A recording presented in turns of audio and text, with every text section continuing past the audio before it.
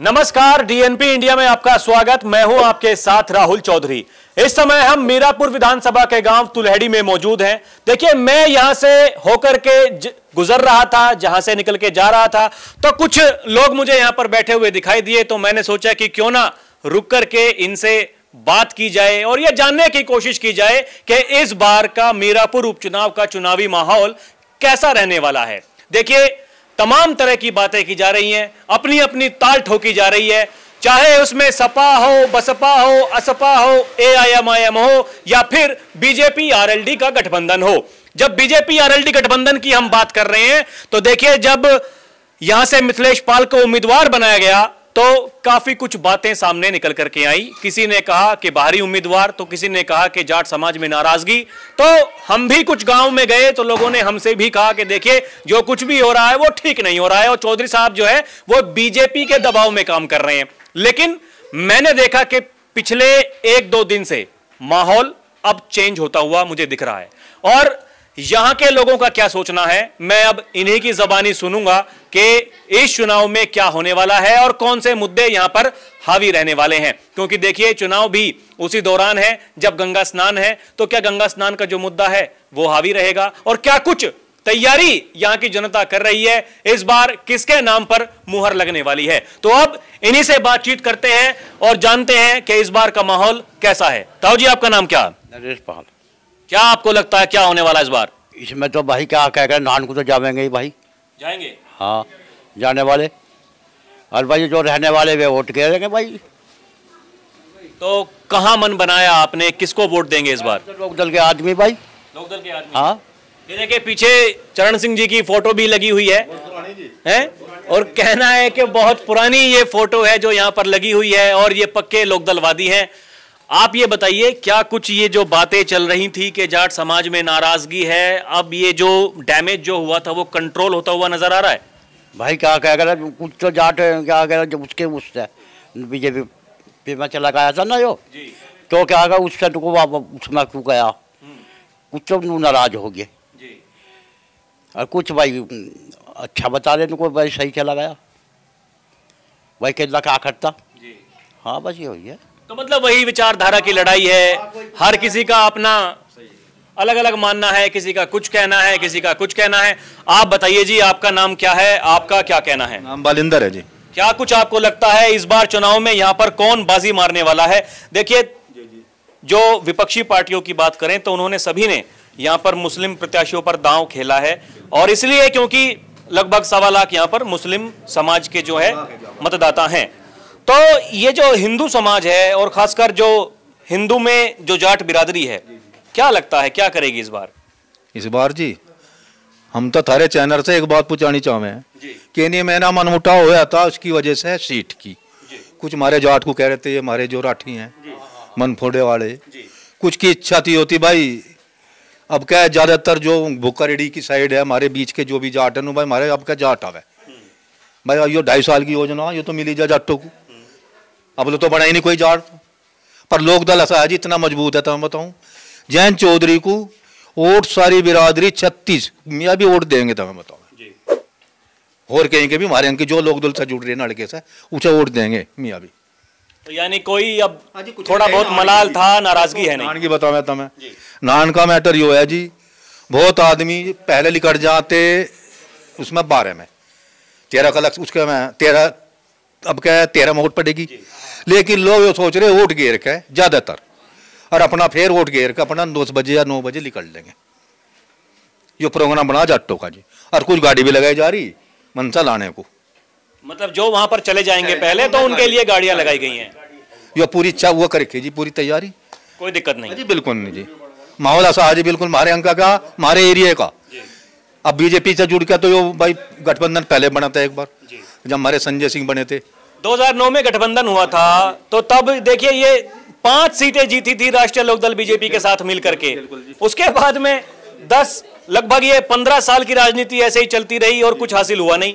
अजी हम तो इतने पुराने लोकदली, असली तो हमारा गाँव एक गोत्ती का, सारे लोकदल यहाँ था बताओ मैं। अरे तुमने फोटो देखा, बहुत दिन से लग रहा भीतर जैत का इतना ऊंचा था जी, उसे लगाना कहीं तालीन लग रहा सब यहाँ खुद देखो, सबसे पूछ लो, कोई दिक्कत नहीं। बिल्कुल लोकदल के अड़क है। क्या मतलब किसको टक्कर में मान के चल रहे हैं आप? देखिए समाजवादी पार्टी अपने अलग समीकरण बता रही है और आजाद समाज पार्टी भी टक्कर में है। एक तो साइकिल है जी और ये नलका, ये दो की टक्कर है जी। बस निकट जाएगी, देखो बनी भाई टक्कर तो रहना सामने, बस सामने ही नहीं, ये दो ही रहेंगे, इन दोनों में लोकदल जीतेगा। और बस साइकिल को सिर्फ एक समाज का वोट मिलता है, साइकिल को केवल मुस्लिम समुदाय। मैं बताओ तुम्हें पता रहा, मैं बता क्यों जी। चलो जी, देखिए यहाँ पे ऐसा कहा जा रहा है कि एक तरफा जीत यहाँ पर बीजेपी आरएलडी गठबंधन की होने वाली है। आप बताइए जी, आपका नाम क्या है? सोनू चौधरी। आपको क्या लगता है, क्या समीकरण इस चुनाव के बन रहे हैं, किसकी तरफ जा रहा ये चुनाव? ये सब जी लोकदल की तरफ जा रहा है, सब लोकदल ही जीतेगी यहाँ से, बस और कोई नहीं जीते यहाँ से। ये जो असपा सपा बसपा ये कोई नहीं जी, कोई नहीं, बस लोकदल ही जीतेगा, सब लोकदल के ही है, सब लोग दल वाले, सब लोग दल वाले हैं, कोई किंतु परंतु है नहीं, कोई नाराजगी, कोई मलाल, कुछ नहीं, कुछ नहीं, कुछ नहीं है नहीं। जी। हाँ जी, लड़का हमारे यहाँ तो महीना तो लड़का दिख रहा है जी, और कुछ नहीं, चाहे कोई भी आ जाता है पीछे से वो भी था जी। आप बताइए भाई साहब, आपका नाम क्या है? हरिंदर। क्या आपको लगता है, आपका मन क्या कहता है? मगर लड़के भाई है तो पीढ़ी दर पीढ़ी मामला चला रहा है जी, लोकदल से जुड़ा हुआ। हाँ हाँ, नहीं जाटो तो पीढ़ी दर पीढ़ी मामला आयो, मतलब पहले से ही जो विचारधारा चलती आ रही है वही, पहले चरण सिंह जी, अजीत सिंह जी, अब जयंत चौधरी। चौधरी और क्या? हाँ सही है। आप बताइए भाई साहब, आपका नाम क्या है, क्या कुछ कहेंगे? मैं कुछ बोलना नहीं चाह रहा। अरे कुछ तो बोल दीजिए, बोल दीजिए। नाराजगी है तो नाराजगी बताइए, क्या दिक्कत है उसमें? नहीं, नाराजगी क्या है, देखो ऐसा है, हमारे यहाँ इधर से आज तक एक भी जाट प्रत्याशी इन्होंने घोषित नहीं किया, इस बात की नाराजगी तो है, लेकिन इस मुद्दे से जाट भटक नहीं सकता। नाराज तो हो सकता है लेकिन भटकेगा नहीं, ये तय है बात। मैं आपसे बताऊं, बिल्कुल जो ये जाट बिरादरी है, देखो अपवाद तो सब में हो, दो चार हो जा, लेकिन ये लोकदल के साथ रहेंगे। और रही उसकी बात जीत हार, यो तो भगवान को पता कौन जीतेगा कौन हारेगा, पर यहाँ लोकदल का बहुत बड़ा दबदबा है, हमेशा से ये सीट लोकदल के कब्जे में रही। पहला इतिहास ठालो, पहला इतिहास ठालो, हमेशा से लोकदल के पास रही वो सीट। हाँ, केवल 2017 में एक वो बीजेपी की आंधी चली तब जी, तो उसमें तो दिखे कोई वो ही नहीं था, पर ये हमेशा से लोकदल की सीट रही है, आगे ऊपर वाला जाने जी क्या हो। तो इस बार भी ये मतलब आशा ये है कि लोकदल ये सीट निकाल लेगी आराम से? हाँ जी बिल्कुल, आशा तो यही है। चलिए देखिए, यहाँ भी ये बात की जा रही है, देखिए ताऊ जी हैं और मूंछों पे ऐठे दिए हुए हैं, क्या लगता है ये क्या माहौल रहने वाला इस बार, बताइए? माहौल तो हमारा तो सब एक ही है, लोकदल पे ही है, पहले से ही एक उसका गांव है, सब एकलव्य है, एक तरफ एकलव्य जाएगा।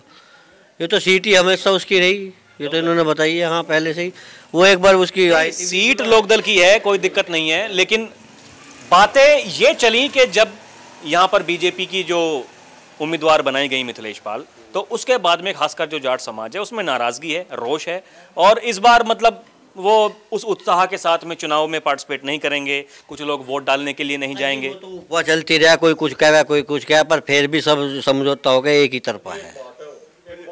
जी जी बताइए। मोमडन वोट हमारे यहाँ 1.25 लाख है, हिंदू जो वोटर हैं वो 3.5 लाख है, 3.5 लाख तो, और मोमडन प्रत्याशी जो हैं वो 3 हैं, 4।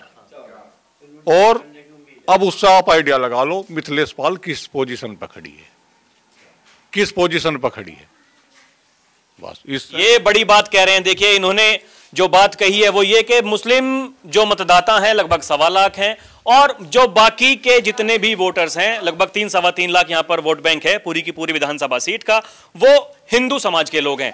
तो ये अब क्या जातियों में चुनाव बट जाएगा? जैसे हमने देखा कि लोकसभा चुनाव जो हुआ और जो उसके नतीजे आए उनमें तो यही हमें प्रतीत हुआ, लेकिन ये विधानसभा का उपचुनाव है। देखिए यहां पर वोट डालने से या फिर हारने या जीतने से सरकार गिरेगी नहीं बनेगी, लेकिन ये प्रतिष्ठा का चुनाव बन चुका है, मान सम्मान का चुनाव जो है बन चुका है। ताऊ जी आपको क्या लगता है किसका मान बचेगा और किसका सम्मान इस बार नहीं बचेगा? मिथिलेश पाल हुई पड़ी यहाँ हुई पड़ी। हाँ जी।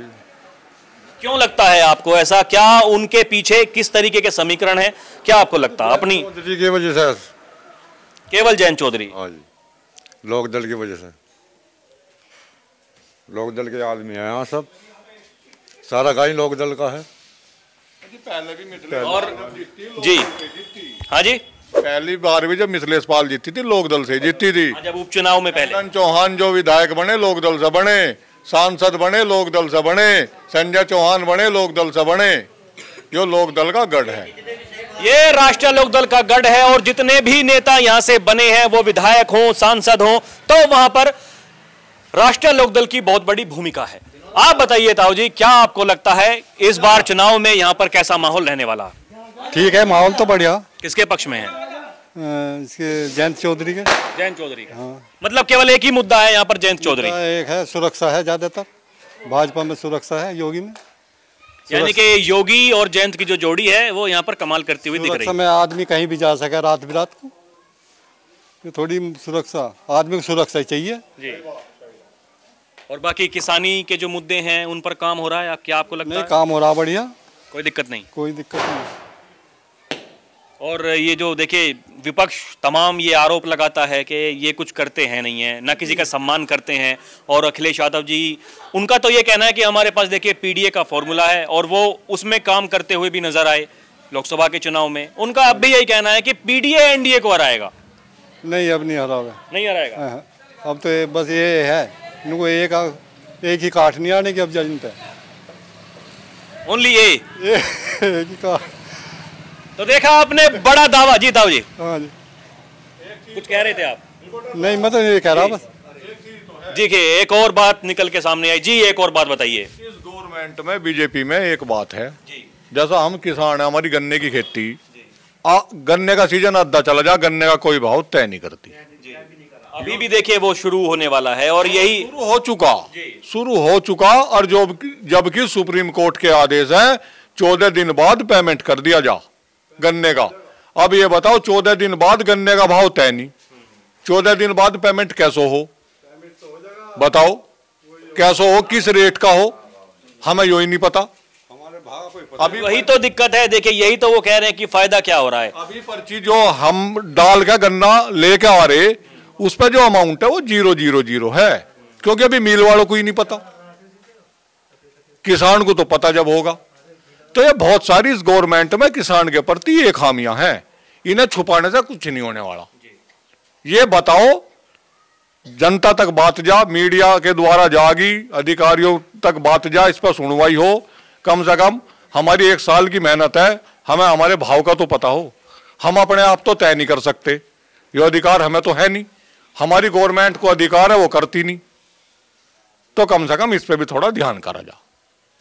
देखिए बड़ी बात यहां भी की जा रही है। हालांकि देखिए ये अमूमन मैं यहां पर तमाम कई गांवों में यहां पर मैं गया और लोगों ने ऐसे कहा कि यहां का जो मिल है वो समय पर पेमेंट तो करता है, लेकिन जो गन्ने का भाव है वो जो सत्र शुरुआत जिसकी होती है उससे पहले ही उसके भाव निर्धारित हो जाने चाहिए, जो कि अभी तक नहीं हुआ है। पर्ची डाल चुके हैं, उस पर 0 लिखा हुआ आ रहा है।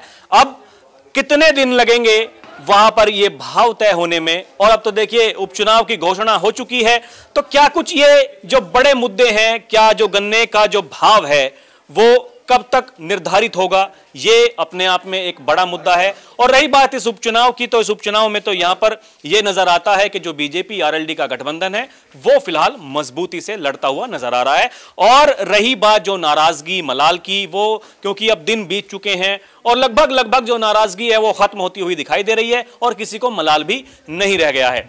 आप हमारे साथ में जुड़े हैं अभी, जी बताइए आप भी। भारत वीर लोकदल जिंदाबाद। लोकदल जिंदाबाद। हाँ जी, लोकदल जिंदाबाद। कोई किंतु परंतु है नहीं, सीधी बात, नो बकवास। अभी के लिए इतना ही। आप देखते रहें डीएनपी इंडिया, फिर चलेंगे कहीं और की जनता से रूबरू होंगे। कैमरा पर्सन प्रिया के साथ मैं राहुल चौधरी, नमस्कार।